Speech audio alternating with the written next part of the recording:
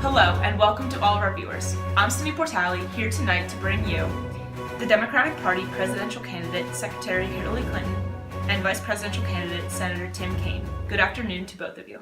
Good afternoon, Sydney. Hello, Sydney. Happy to be here. So how are you two doing? The election is in just 5 days. How are you two doing in these final moments? Well, it's just been a battle. It's been a long journey to get to this point, and we're hoping all of our supporters come out to vote Clinton Kaine on Tuesday. We are really ready and excited to see how this will all play out. As are the rest of us. Now, Secretary, given that there is such a short amount of time, do you feel you have adequately established your platform or policies? This is an important year, and we want the public to be as informed as possible. At this point in time, there's not much else we can do other than show the nation who we are and what we stand for in any way we can. We will continue working up until the last moments, but I think that we are ready to go for election night, and we are ready to help Americans as much as we can. That is the ultimate question. Have we given our voters all the information they need to make the most educated decision? And I sure hope we have. While we're here, let's discuss these policies. Secretary Clinton, you have repeatedly said you wish to lower the cost of college. What exactly do you plan on doing? How will you combat the skyrocketing prices of college? That's a great question, Sydney. The price of college has become excessive, and yes, I would like to lower the costs. Every child in America should be able to attend a public college or university and come out completely debt-free.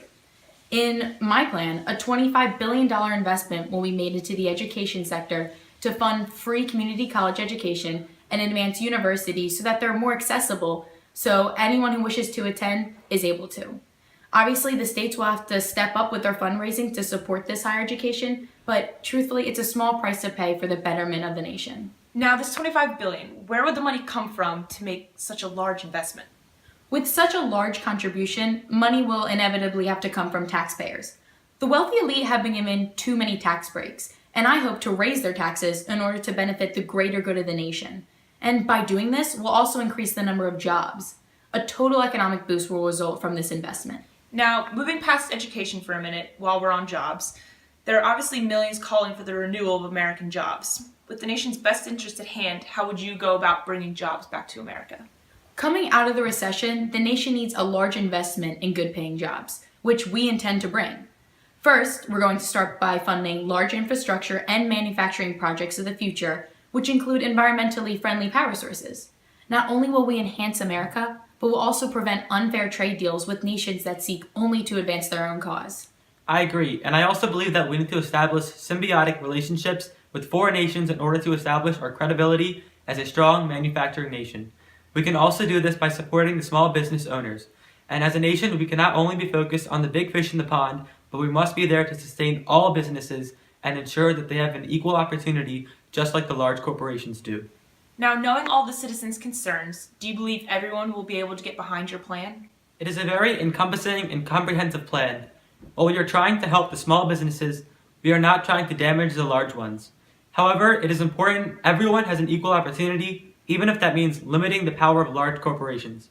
The government was set up to exclude the majority, and Secretary Clinton and I hope to embrace the total population's ideas and not just the large corporations. So, switching topics a little bit, let's discuss your opposing candidate for a minute.